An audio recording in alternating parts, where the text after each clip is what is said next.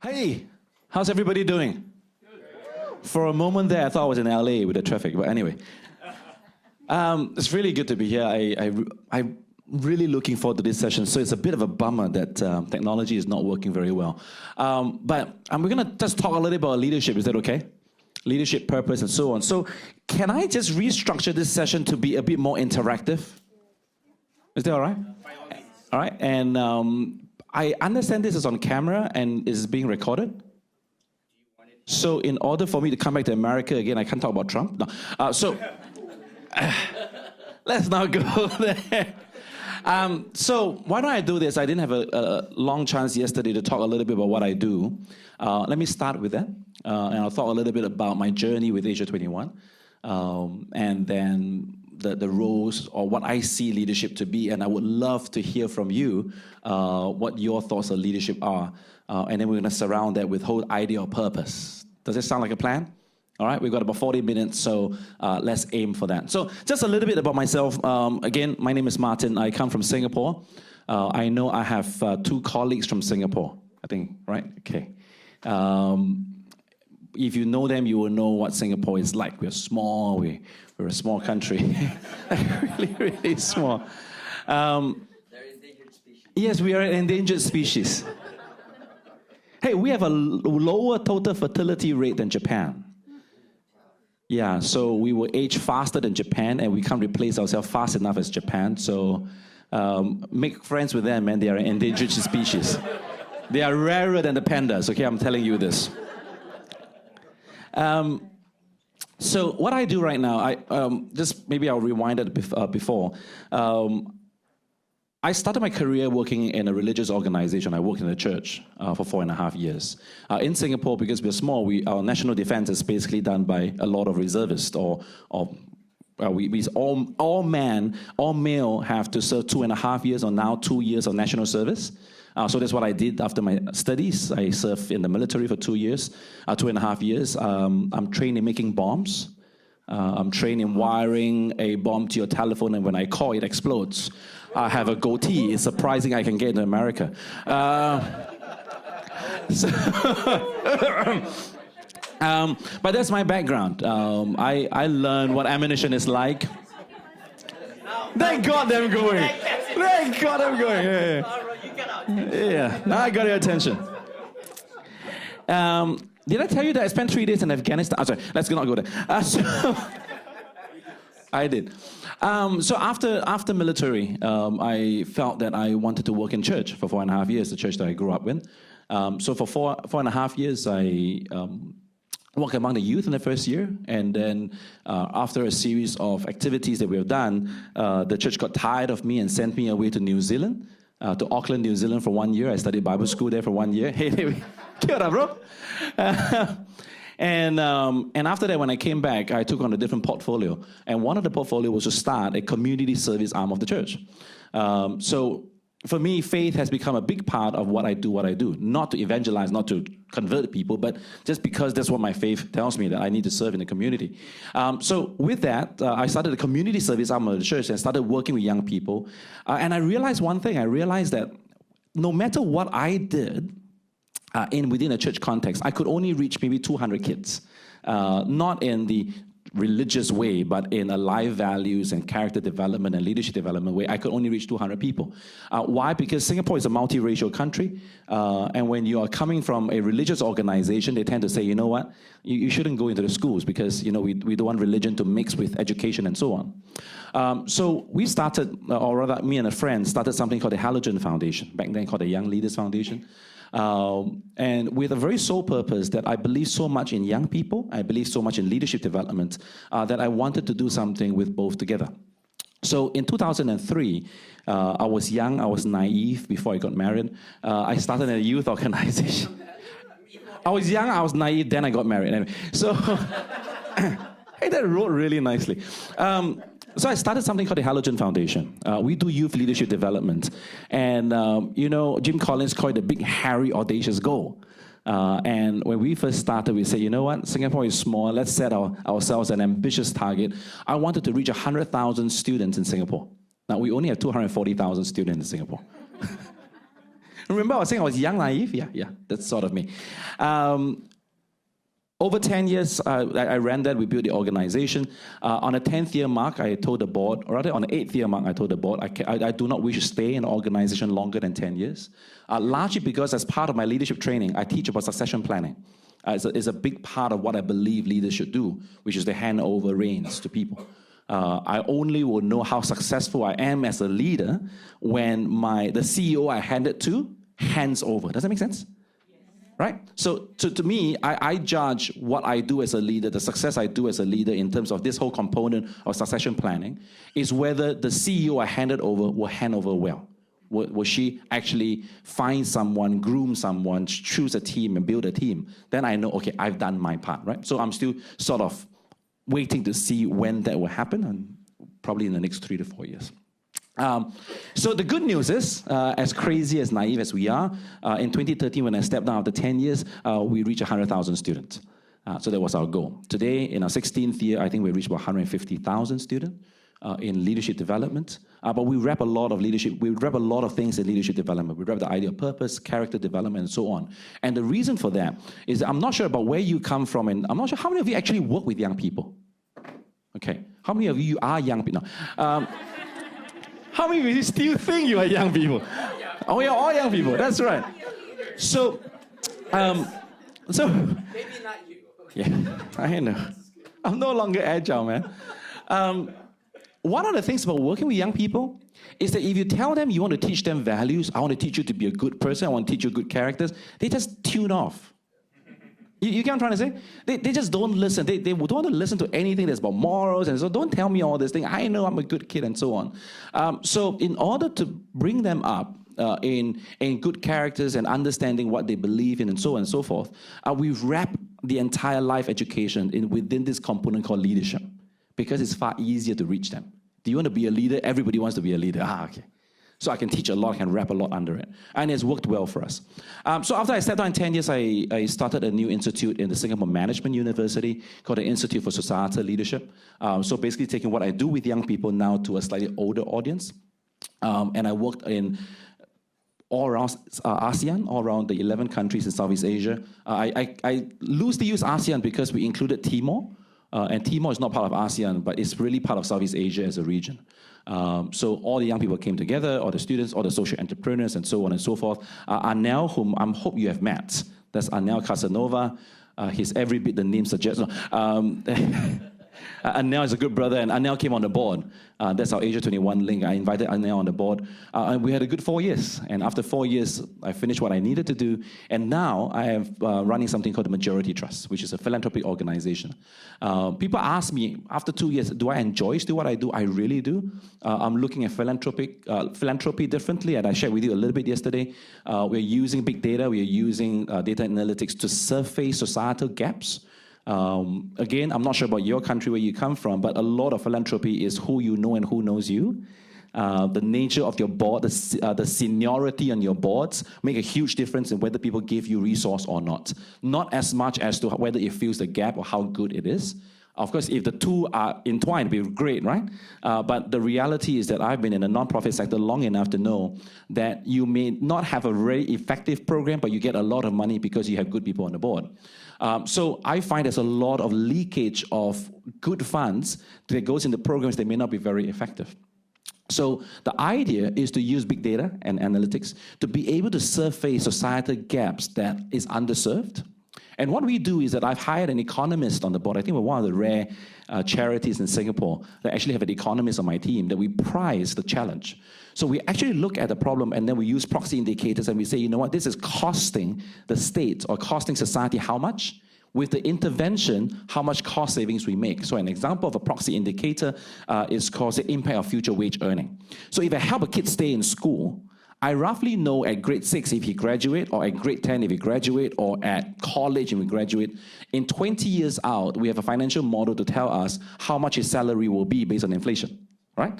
If I help a kid stay in college and graduate the college, I know his or her salary over a 20-year period will be far higher than if he doesn't get a scholarship. Make sense? All right? The delta difference is how I measure impact. We do cost-benefit analysis, and then we go back to our donors now, and we say, you know what, forget about the organization first. Let's focus about this gap. What is this gap? How much is the cost-benefit analysis in this gap? And then we say that, you know what, if I can raise $1 million here, you will get a 6 times return, a 12 times return, we'll get a $12 million in terms of return, in terms of social impact. All right? So that's what we're trying to do in Majority Trust. And we can talk more over tea break. It's not about this session. But what it helped me was to say that, you know what, can we rethink philanthropy? The one thing I don't enjoy is I don't travel as much now. I don't get to meet folks like you. I don't get to meet the Asia 21 folks. I'm 100% in Singapore. If you look at my name, Majority Trust is spelled Majurity. I used to tell people Singaporeans cannot spell. But it really is not. Maju is a Malay word that means onward progress. It's actually part of our national anthem. So we put the word majority in a way to tell us we're 100% Singapore. So that's me right now. I'm working in the philanthropic space 100% here. So the reason why I'm taking this time to share with you this journey is because over the years I've shaped sort of my thought about what leadership is, and over the course of, I would say, maybe the last 2 decades now. I know I look like 28, but no longer there. 21, thank you. Which really brings me to what is leadership to me, and the question I have for you is, what is leadership to you? We use the word loosely. Can I say that over the last 2 decades, I've been working a lot with leaders, and I used to ask this question, what is leadership? And I always had an easy time and a really good time with young people teaching about leadership, because leadership is really aspirational. You know, people aspire to be leaders. People say that, hey, I can do great change and so on. And if my computer was working, is at this point that I'll actually show you a picture of Trump and Pence. And I have to say, and this is not dissing anything, it's just a professional difficulty I face today. I'm not sure about you. I find it really difficult to teach leadership to young people in this time.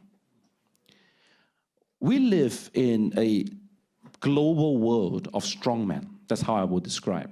It's not just in the US, and it's in different parts of the world that we are in now. Anel and I talk very openly about what's happening in the Philippines. For the longest time, to a certain extent, in Malaysia, what's happening in Cambodia. And then, depending on which part of the fence my Indian friends come from, Modi is now recognized as probably one of the most influential, most powerful figures in the world. Right? Now, again, depending on which part of the fence you are from. And then if you look at what's happening, of course, with Putin, with Trump, and then now with Boris Johnson, you are in a very interesting global climate. I find it really, really difficult to teach leadership.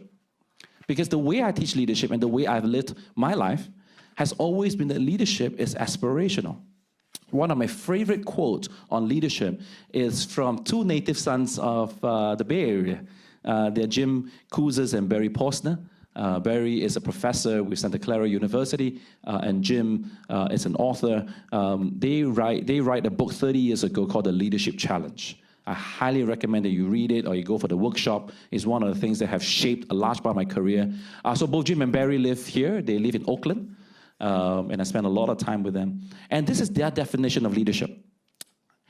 Leadership is the art of mobilizing others to want to struggle for shared aspiration. Now let me repeat that again, okay? Leadership is the art of mobilizing others to want to struggle for shared aspiration. Now, last night at the consulate, we talked a lot about shared aspiration, right? China's view of shared aspiration. That's another topic altogether, but shared aspiration. All right, I do some work in China, so I like them a lot.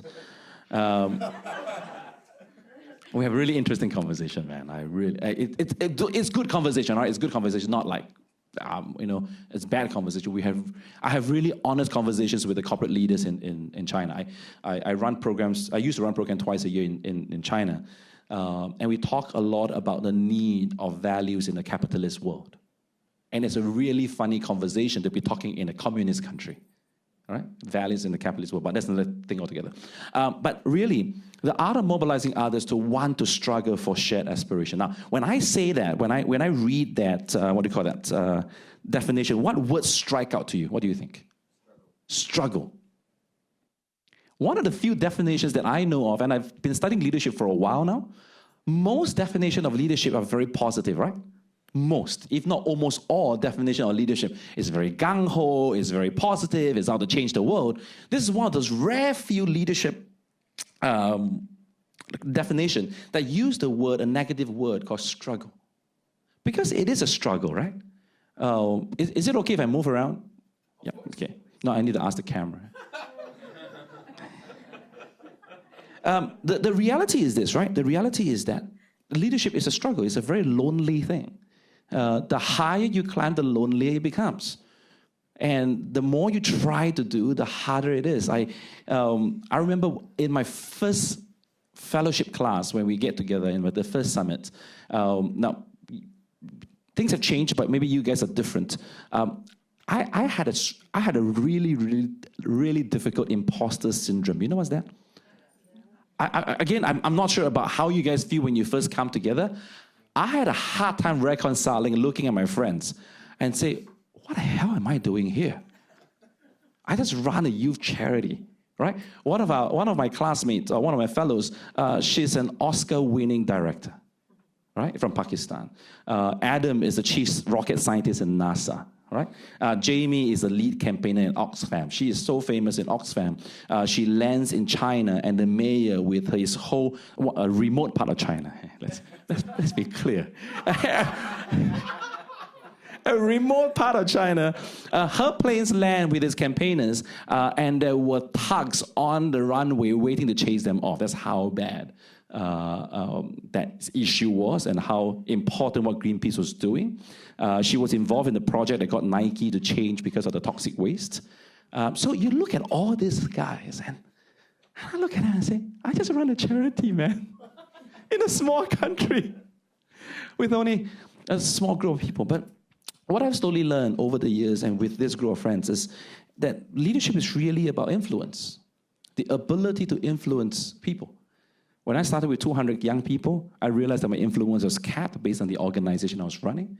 And then it became 100,000 people. And hopefully now, over the last 4 years, all around Asia, I had a chance to sort of talk to people, talk to leaders. And the good thing about leadership development, it multiplies, right? So when I talk to a corporate leader, things change. I spent some time with the Hilton folks at the Asia Pacific region. And after the leadership workshop that we did, they changed their performance appraisal matrix. All right, so it's kind of a big win for me, but for them it's like, oh, I think it's a natural thing to do.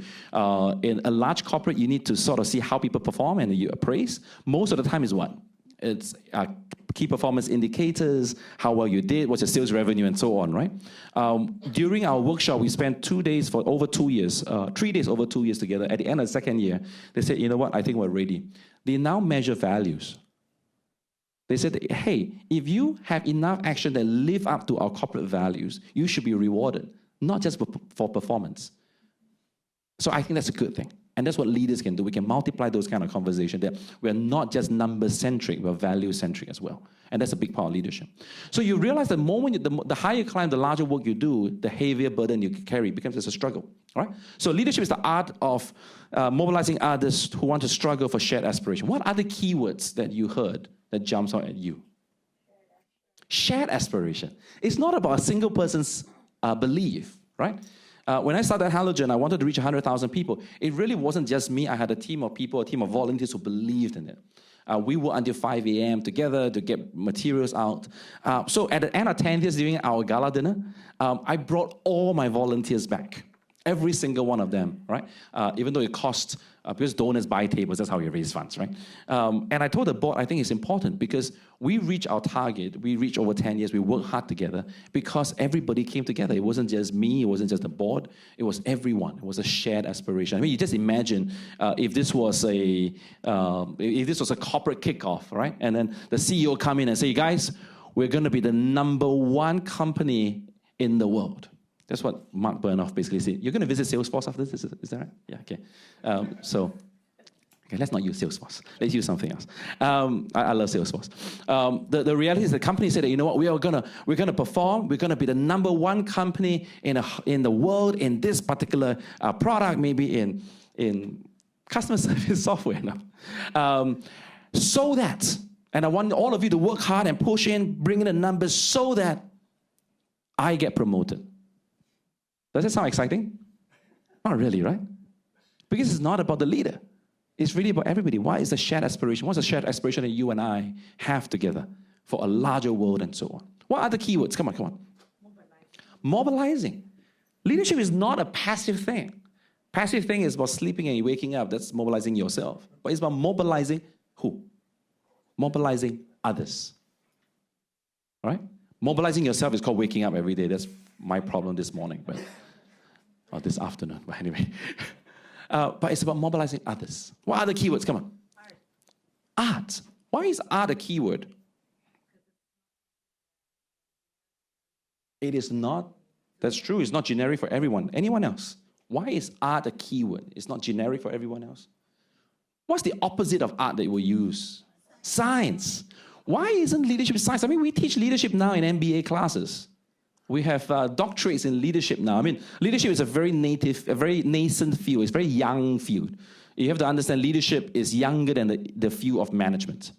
Management has been around far longer than leadership, right? So we're still sort of skirting our way around the whole idea of leadership. But now it's just a very sexy term. So universities charge an arm and a leg just to teach leadership.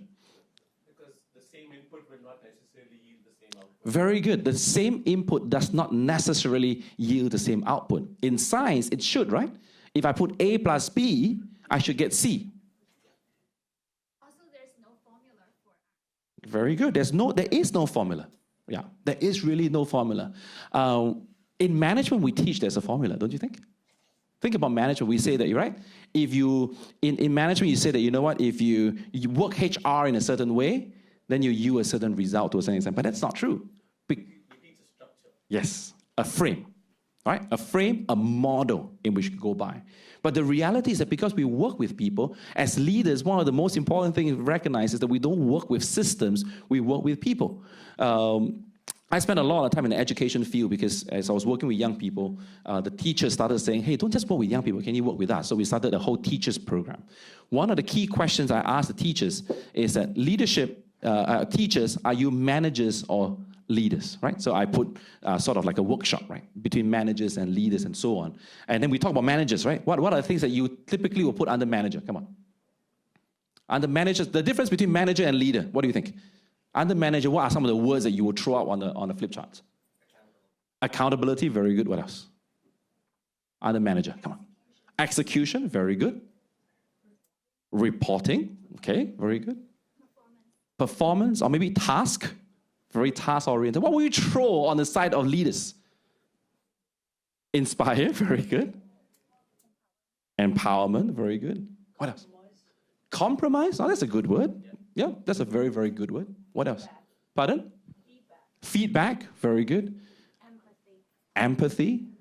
Notice that the words for managers are quite different from, notice the word for leaders are very different from that of the managers, right? Strategy. Which is why Asia 21 is called the Young Leaders Network and not the Young Managers Network.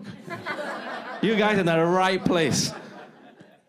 Strategy, people-oriented. I always tell people, managers are people, leaders are people who inspire. Managers are people who perspire, right? So, vision. But if you think about how we wrap this whole idea, there's a difference between manager and leader. I ask teachers the same question. I say, are you a manager or are you a leader? Are teachers managers or leaders? Now, I don't just ask teachers that. I ask corporate CEOs that and so on. I ask different sectors that because it's an important question. Is what you do in your role today, are you a manager or a leader?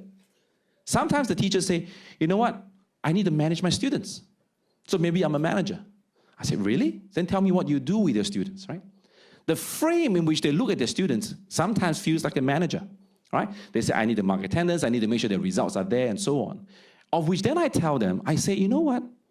Maybe you got that reverse. You are a manager of a classroom, but you're a leader of students.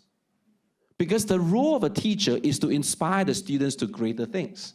Now, do we need to have functions of manager? Yes. We still need to mark attendance, we still need to get results, and so on and so forth. We need to be accountable to a certain extent. But that doesn't change our role as leaders to inspire people, to move people forward with a vision. Someone said vision.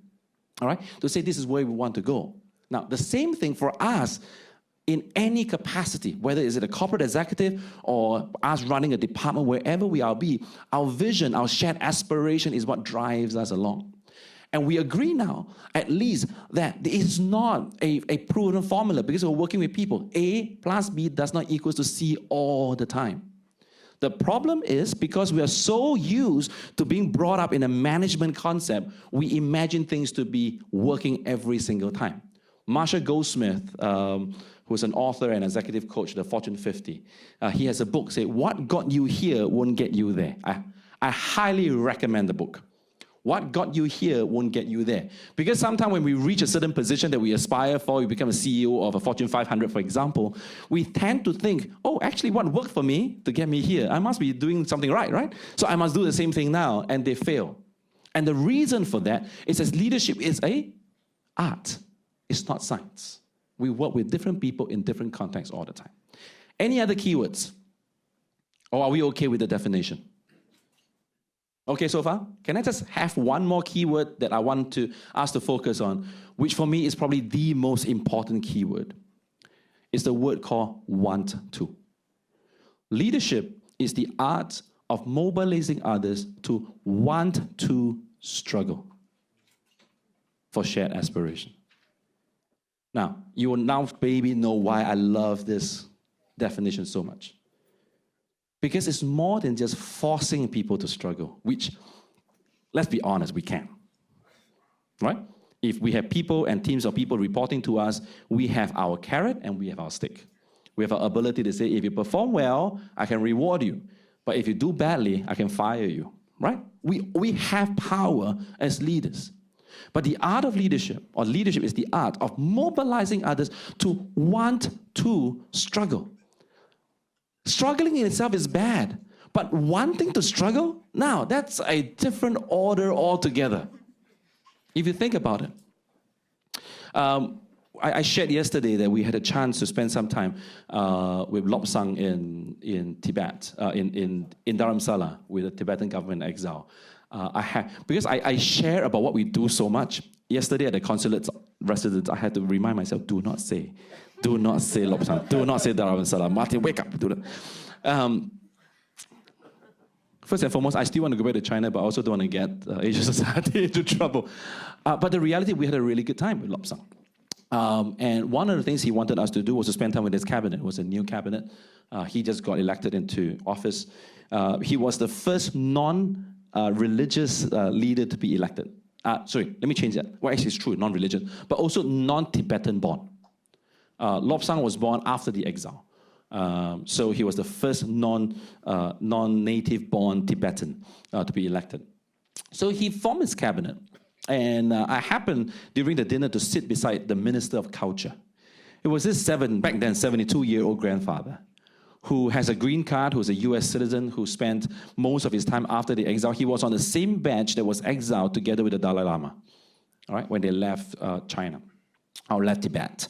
And after he arrived there, he was still a young kid, and then he got a scholarship in the US, and he based himself out of Florida for the rest of his life. He married a Tibetan girl. They had kids, and now he's a grandfather, and all the family is in Florida. Now, how many of you have been to Florida? Isn't it lovely weather? Yes. Right? Winter of Florida. And I think in Celsius, so I don't think in Fahrenheit. So you might need to help me convert if you can do it. Winter in Florida, maybe 10 degrees Celsius? Higher. Maybe 14 degrees Celsius. 20. Maybe 20. Really? Damn, I need to move. All right. Let's just say it's very, very comfortable. Right? Really comfortable. Winter in Dharamsala is minus 24 degrees Celsius. That's winter in Dharamsala, minus 24. So here I am sitting beside this 72-year-old grandfather who's the Minister of Culture. And I asked him this question, because I got to know his background and so on. I said, so why do you come back? You have a good life. You're in Florida. You've done your part. You're part of the exile. You fight for the cause. You give to the cause. You now have family. You have grandchildren. Everybody's back, now you're here. This is what he said to me. He said, Martin, I have no choice. I said, why do I have no choice? He said, my leader called me. He said, if I don't do it, who will? In order to keep the Tibetan culture alive as an exile, as a people in exile, the identity that they have as a nation or as a people lies within their culture. And his role was to preserve that culture because he needs to preserve the identity, thereby the survival of the people group as a whole. Leadership is the art of mobilizing others who want to struggle for shared aspiration. One of the things for me in leadership, and this I would love to just open up and just ask more, and let you ask questions and so on, is that often or not, we miss that part about wanting to. In leadership, we tend to focus on the fun aspect of leadership. We focus on the glorified part of. We focus on the win and the victories and so on and so forth. One of the movies I hated that I quote a lot is a B-grade movie called Just Married. You know the movie Just Married? Ashton Kutcher and that's a Brittany Murphy, something like that. Yeah, honestly, it's a terrible movie, but I don't know why I watched it. I think I was dating back then. I didn't really have a choice. But there is one particular scene in the movie. So just a recap, right? For those of you who haven't watched, it's a recap. They were in Las Vegas. They sort of met each other and decided to do the Elvis Presley thing. Got married. All right, and they started saying, "Oh, we love each other. We're gonna live together." Typical Las Vegas love story. But they decided to stick it out, and they had a lot of trouble. So Ashton Kutcher, being the male lead, went back home to his father and said, "How on earth did you live with mom all these years?" Right, talking about marriage. How on earth do you manage to live with mom all these years? Of which the most quoted scene of all the movies I always use in my leadership workshop is this. The father brought him and looked at his old photos on the wall, right? And said, "All these happy photos? You see your mom being happy, you see me being happy, you see it? Say, son, marriage and life is what goes on between those photos, not on those photos." Now, for a B-grade movie, that's a pretty good wisdom. Something good you can get out of even B-grade movies. Life and marriage in this regard is what happens between those happy moments on those photos. I've always remembered that. Because leadership, we celebrate the victories. Leadership, we celebrate the conquest, the things that we have achieved, and so on. But a large part of leadership is what we do in between those photos. It's the values you create, the culture you build in a team, the ability to mobilize a group of people to struggle together, to do things they otherwise wouldn't, to do things that 5 years later you have coffee with them and say, "You know what, I have no idea why I spent 5 years with you, but it was a good ride." That's what leadership is for me. The ability to pull people together and say, "You know what, there's a lot we can do if we do it together." Yes, it's going to be a struggle at times, but it's a shared aspiration that counts. So I want to stop here because I know that we need to finish by a certain time. Wow, there we go. Thank you. I only have 10 minutes. I would love to have questions. And again, off the record now. Come. So I was, like you mentioned, the part that we're living together strong men. Yeah.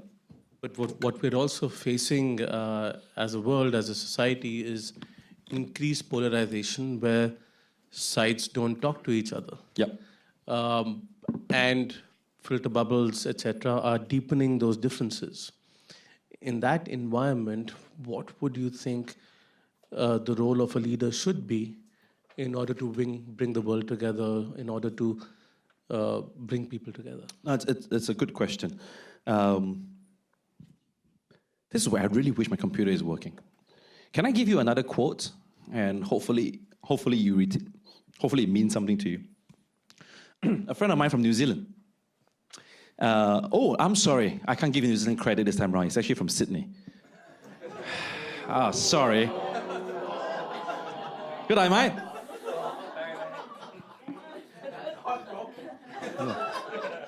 It's heartbreaking.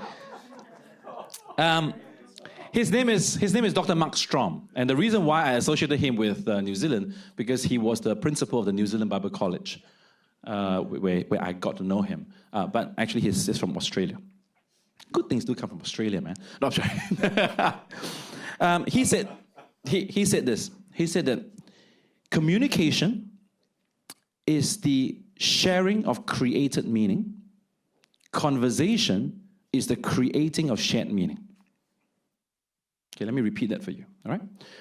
Communication is the sharing of created meaning. Conversation is the creating of shared meaning.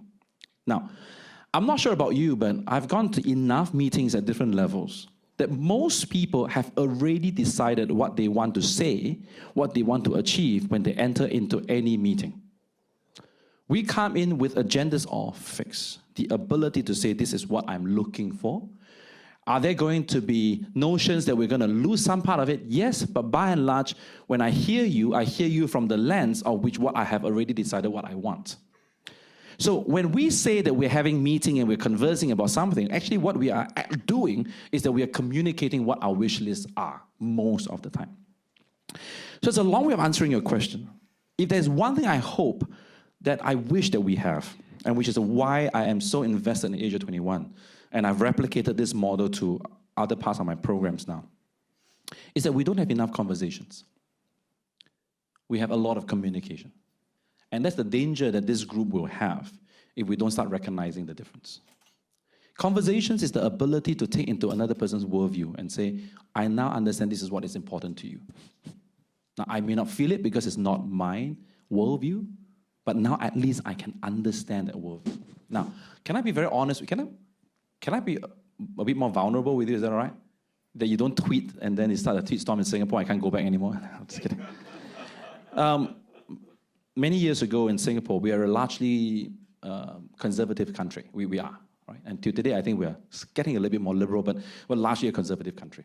Over 75% of Singaporeans profess a faith, so we are largely a religious country, but multiple religions, right? But so over a decade ago, we had a major conversation about LGBT issue in Singapore.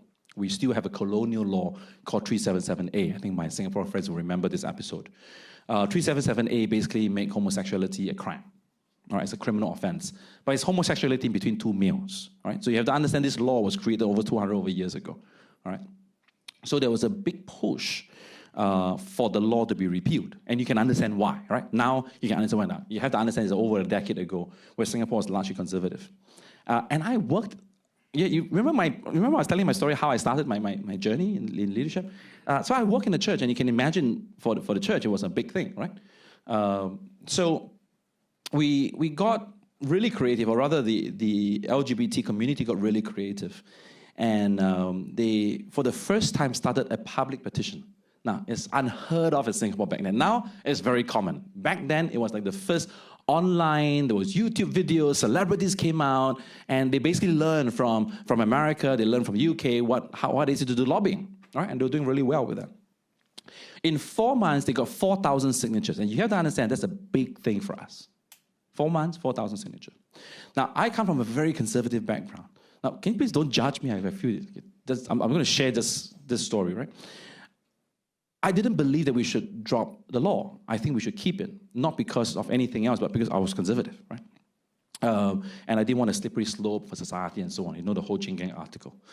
So a few of us came together and we said, you know what, we need the majority to have a platform to speak up. Because the reason why they call it a silent majority is really because they're silent, right? It's just that they don't have a platform for them to speak out.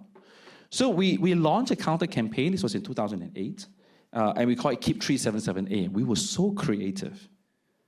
We just copied everything they did. All right? They have a website, we had a website. How the website looked, we do the same thing, right? So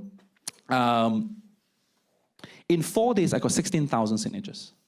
They got 4,000 signatures in 4 days, 4 months.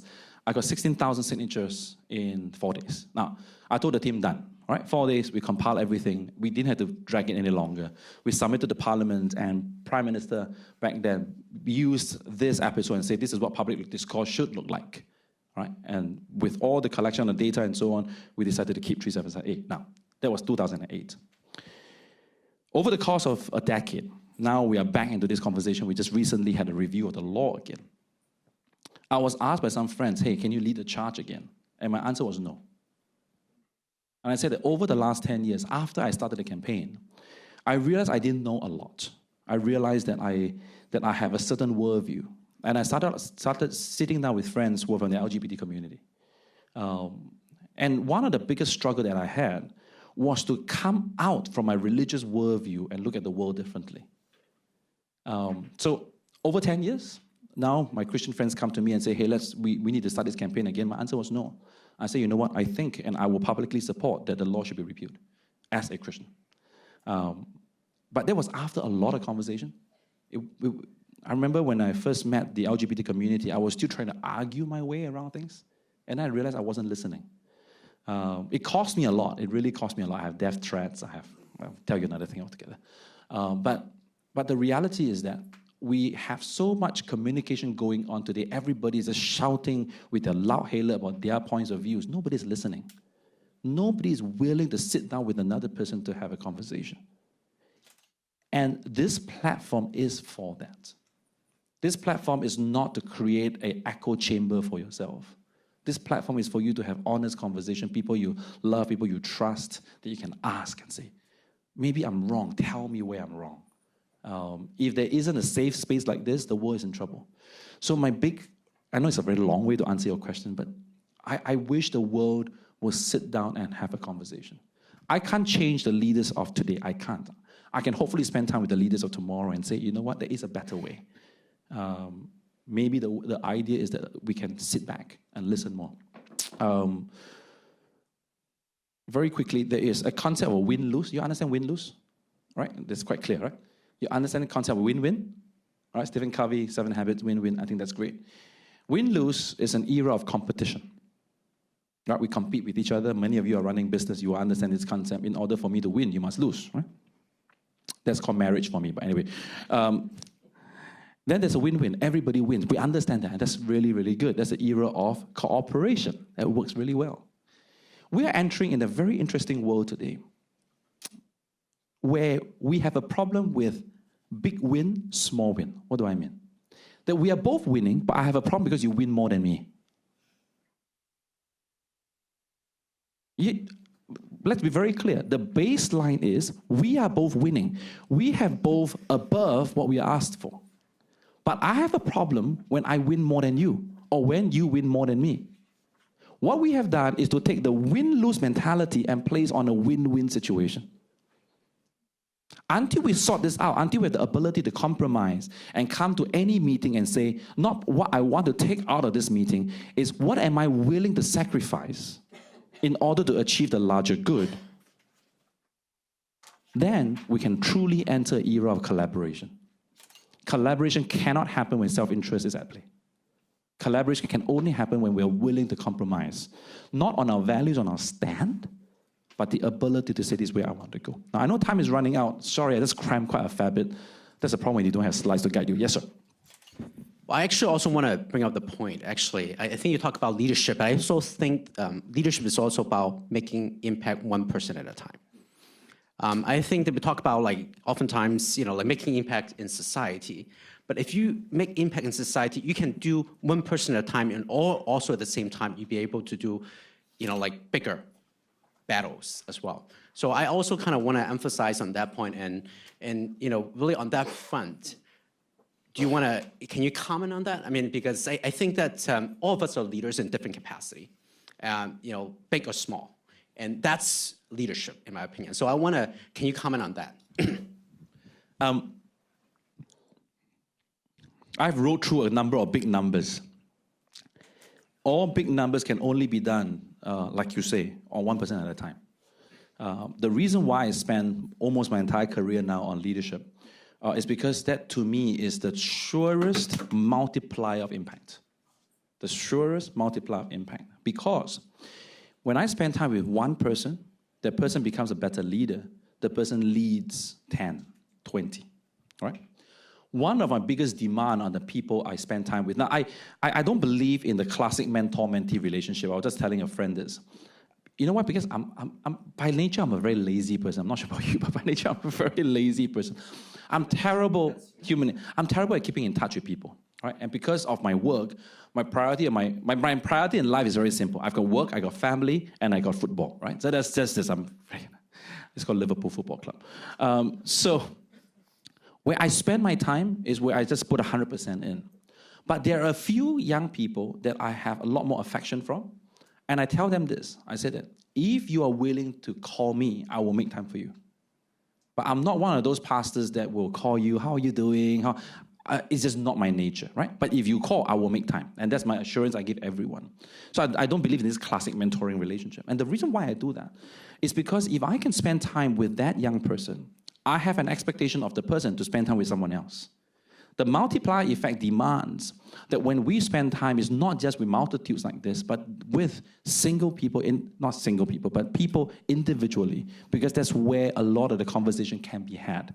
A lot of mindset can be changed. So it is true. A lot of leadership, a lot of impact can be created on one person at a time. Absolutely. Don't underestimate the power of ideology, though. Ideology is a big idea that captivates people, and that's a really, really important part.